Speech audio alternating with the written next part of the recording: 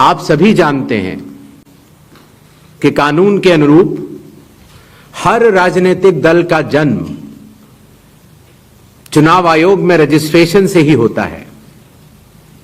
तो फिर चुनाव आयोग उन्हीं राजनीतिक दलों में भेदभाव कैसे कर सकता है? चुनाव आयोग के लिए न तो कोई विपक्ष है, न तो कोई पक्ष है, सब समकक्ष हैं। जब चुनाव आयोग के कंधे पर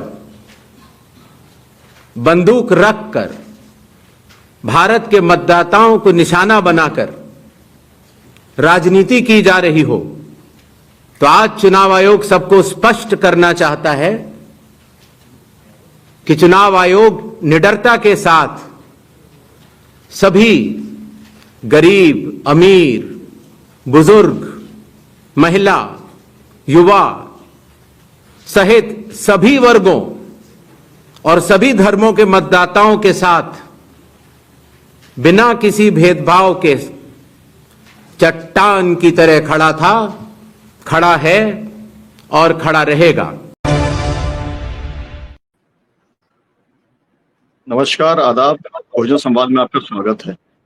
बहुजन संवाद में आज हम बात करेंगे बदलो बिहार वोटर अधिकार यात्रा, क्योंकि इस मसले को वोट चोरी की राहुल गांधी ने उठाया था और उसके पहले महाराष्ट्र के अंदर जब कुछ हुआ था तो वहां पर भी महाराष्ट्र के अंदर जो जन संगठन हैं, जो सिविल सोसाइटी के लोग हैं, उन्होंने उठाया था। तुषार गांधी जी की यात्रा भी कल से शुरू होगी और वो यात्रा मुजफ्फरपुर जाएगी। तुर्कोलिया आपको मालूम है, जहां पर कि कुछ लोगों ने, एक मुखिया ने विरोध किया था और तुर्कोलिया के लोगों ने कहा कि हम आपका भव्य स्वागत करना चाहते हैं, उसी जगह पर हम बड़ा कार्यक्रम करेंगे। तो वहां तुर्कोलिया में होगी, सिवान के अंदर भी जाएगी, गया जाएगी, बोधगया जाएगी और जो है मसूरी के अंदर भी जाएगी। तमाम सारे कार्यक्रम हैं तुषार गांधी के।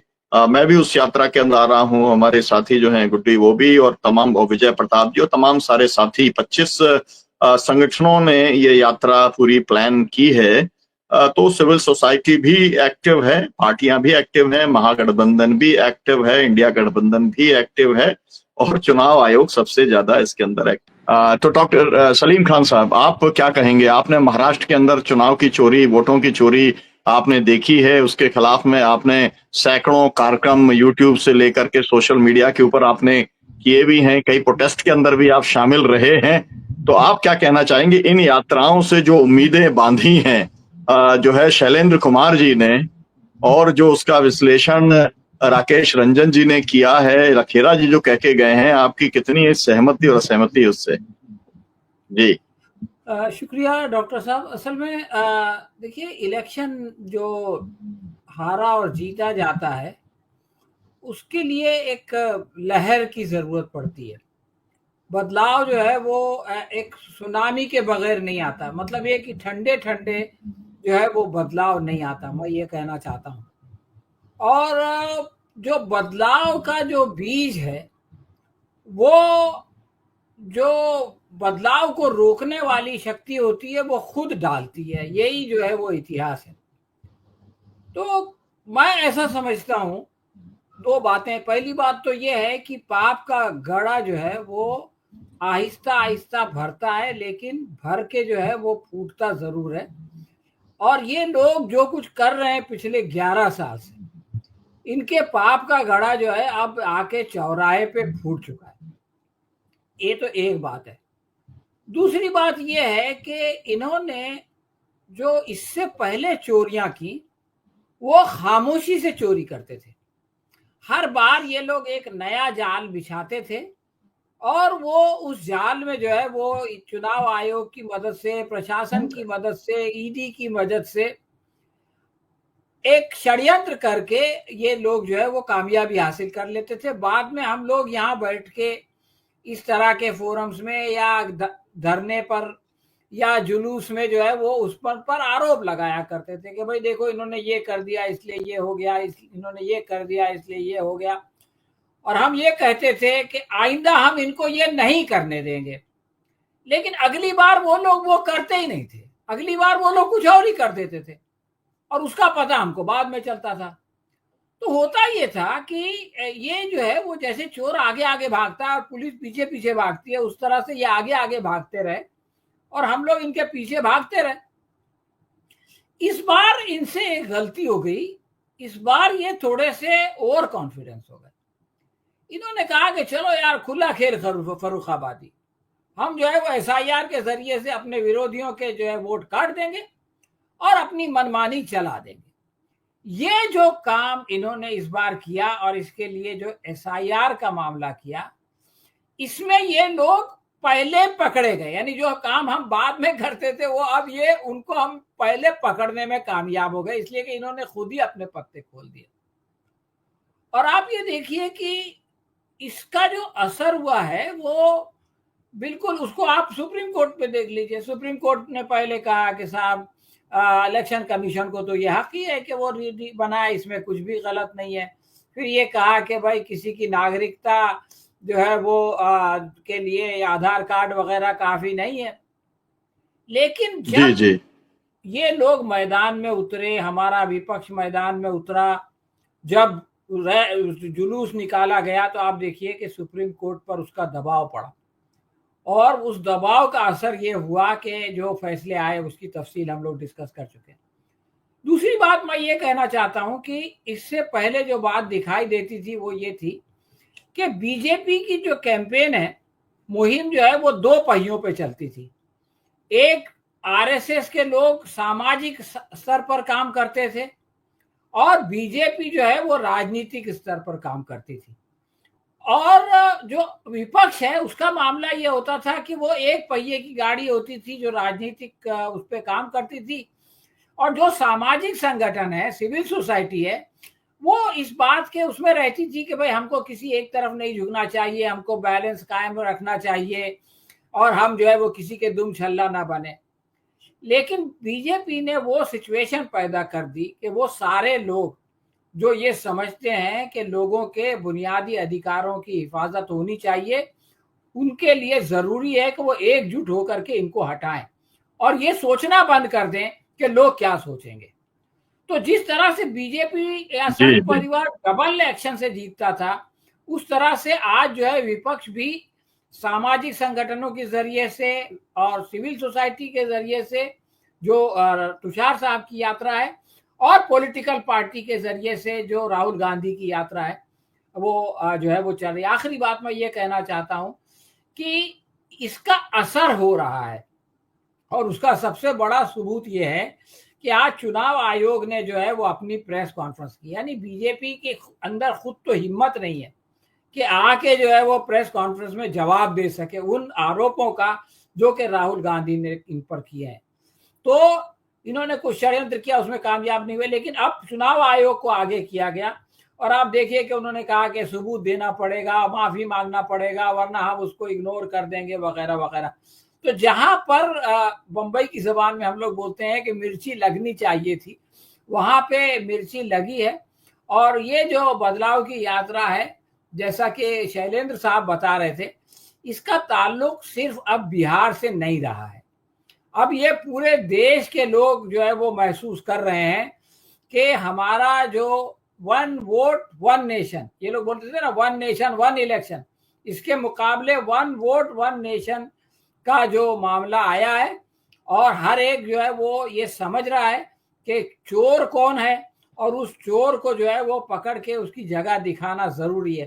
तो ये जो है एक संजीवनी है जो कि विपक्ष को मिली है और मैं समझता हूं कि इसका नुकसान जो है वो इसका बीजेपी को जो है वो इसकी कीमत अदा करनी पड़ेगी। शुक्रिया, बहुत शुक्रिया डॉक्टर सलीम खान साहब, आपने बहुत इंपॉर्टेंट बात कही है कि पहली बार देश में ऐसा हो रहा है कि सिविल सोसाइटी खुल करके लोकतंत्र और संविधान बचाने को लेकर के मैदान में उतर गई है, इस बात की चिंता किए बगैर कि लोग क्या कहेंगे कि आप इंडिया गठबंधन का या महागठबंधन का समर्थन कर रहे हैं।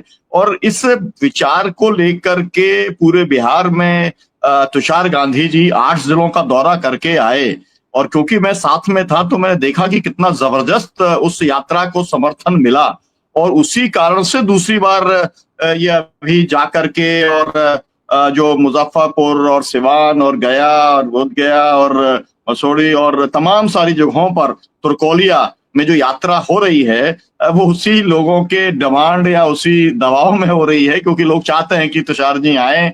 जो है, हमने गांधी जी को तो नहीं देखा, लेकिन उनके परपोते को देखना चाहते हैं, क्योंकि वो भी उसी अंदाज में संघर्ष करने की कोशिश में लगे हुए हैं। तो तुषार गांधी जी, मैं चाहूंगा, आपने सबकी बात सुनी, आप क्या अपेक्षा कर रहे हैं, और जो बिहार के लोग जो इस शो को देख रहे हैं, आप उनसे क्या कहना चाहेंगे, और आपको क्या चिंताएं हैं इस यात्रा के भीतर नहीं, लेकिन इस चुनाव को लेकर?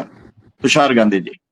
सुनीलम जी, बहुत बहुत शुक्रिया आपका कि आपने ये कार्यक्रम में मुझे बुलाया। आप तो पहली यात्रा में भी मेरे साथ थे, इस यात्रा में भी आपके साथ ही हम लोग चलने वाले हैं। तो ये हमारी जो यात्रा है उसका मकसद हम खूब जानते हैं, बखूबी जानते हैं। और मेरा मानना ये है कि ये सिर्फ मत चोरी या चुनाव चोरी तक सीमित नहीं है। ये जो एक लॉन्ग टर्म साजिश आरएसएस की चल रही है, उसमें एक बहुत महत्वपूर्ण कड़ी है कि जनतंत्र को चुरा लेना, जनतंत्र के अधिकार से नागरिकों को वंचित कर देने की जो साजिश है, और जनतंत्र की जगह पर एक सरमुख हत्यारशाही, एक डिक्टेटरशिप को लादना, इस श्रृंखला में ये सबसे महत्वपूर्ण कड़ी है।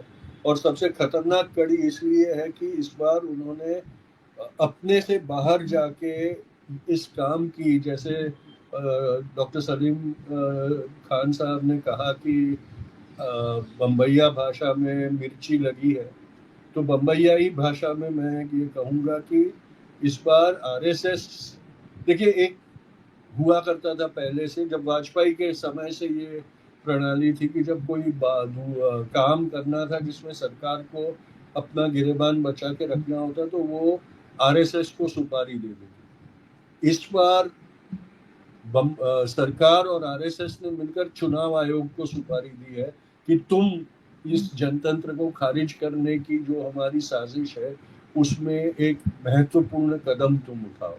और इसलिए ये जो हम जा रहे हैं इस बार बिहार में, हम पिछली बार गए थे तो बदलो बिहार नई सरकार का नारा लेके गए थे। इस बार हम वापस जाएंगे तो बदलो बिहार तो करना ही है, पर इस बार हमने जनतंत्र के चोरों को हटाने के लिए बात करनी बहुत ज़रूरी हो जाएगी, क्योंकि अगर इस साजिश में बीजेपी और आरएसएस कामयाब हो जाते हैं तो एक तो ये है कि हमारे जनतंत्र के जो संस्थाएं हैं, जो उस जनतंत्र को की हिफाजत करने के लिए बनाई गई थी, उन संस्थाओं पर से हमारा विश्वास उठ जाएगा। एक के बाद एक लोग उन संस्थाओं को खारिज करने की कोशिश कर रहे हैं, उसमें वो कामयाब हो जाएंगे। ऑलरेडी न्याय प्रणाली को खारिज करने की पिछले दरवाजे की साजिश